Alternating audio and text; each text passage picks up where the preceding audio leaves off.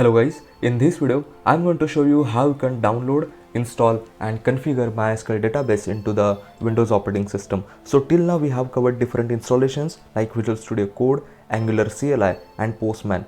So we are now making series of installations which we need for both front-end and back-end development. So this is the time to focus on the database as well, because database is the main source of any application. So let's see how to download and install and configure MySQL database into the Windows operating system. So into the browser, let me type download MySQL,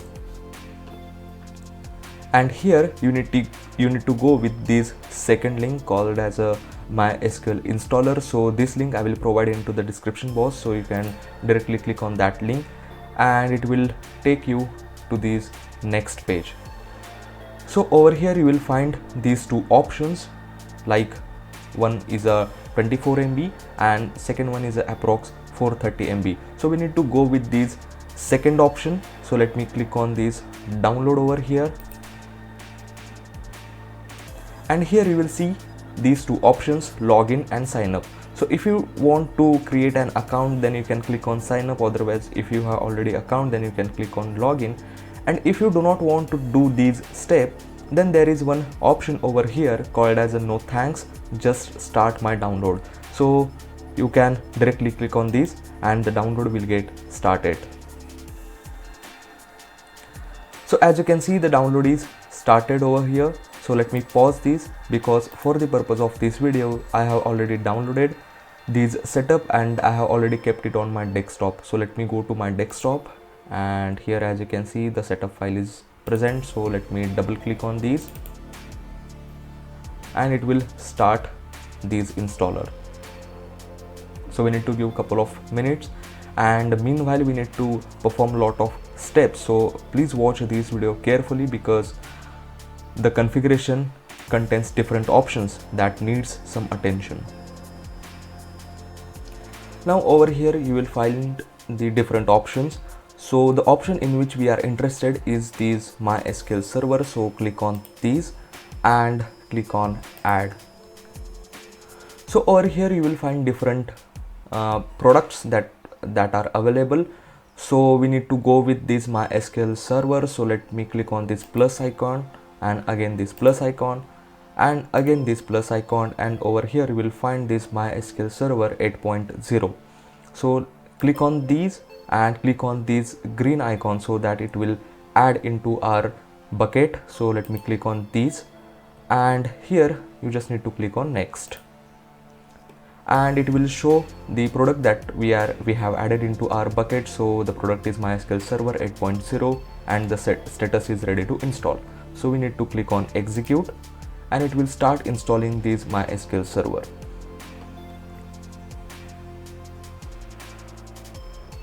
Now we need to wait a couple of minutes or seconds till the installation gets successful.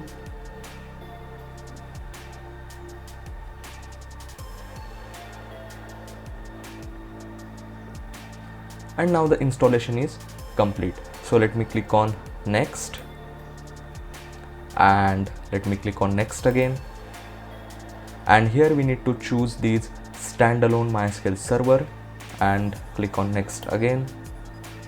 And here if you want to change the default port, so the default port is 3306. So if you want to change it, you can change it to any of the port, but I will suggest like keep it as it is.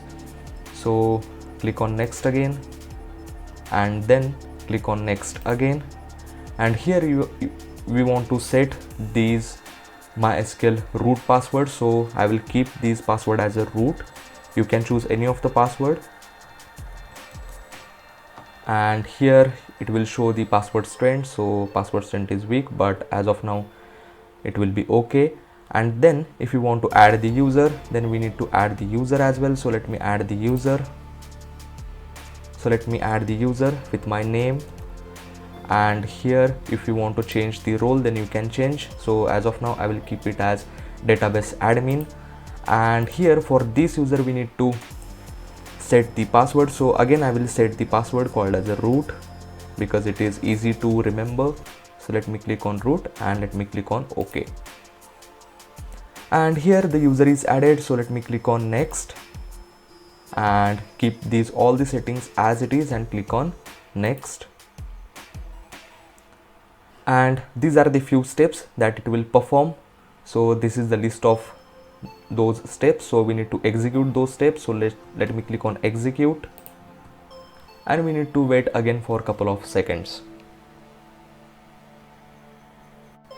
So now all these steps are done. It took me around 2 to 3 minutes, so it might take some long time depending upon the machine configuration, so we need to give that time. So now all the steps are done, so we need to click on finish, and again we need to click on next, and we need to click on finish. So now as you can see, all the installation is done. So let me refresh this and let me search for MySQL, and here as you can see, the first option will be this MySQL command line client. So we need to click on that, and here as you can see, it will open this MySQL command prompt and it will ask for the password. So my password is root. So if you have different password, then you need to enter that password, and as you can see, it will authenticate and it will take us to this database console. So here let me type one command use, or let me first of all see the list of databases. So let me type show databases, and as you can see over here, we have different databases. So this is because I have already some databases in my in this machine, but you will not find these different databases. You will find some default databases over here. So let me click on this, let's say use vcard.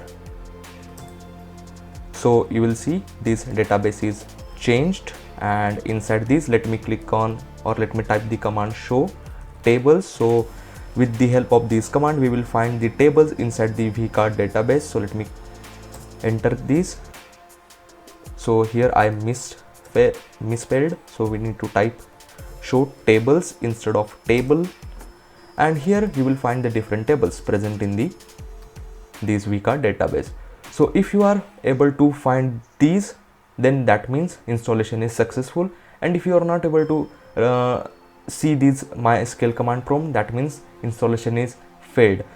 So if in any case the installation is failed for you, then let me know in the comment section and I will try my best to help you out. So this is how we can install MySQL database on the Windows operating system. So till now we have completed different installations and that are needed for front-end and back-end development. So database is one of the most important resource in the development. So this is how we can install it. So in the future we are going to make a larger series of different applications, like we will see both front-end and back-end development. So if you do not want to miss those videos, then you need to subscribe to my channel and hit the bell icon so that you will not miss any of my videos. So thank you for watching this video and subscribe to my channel. Learn programming yourself.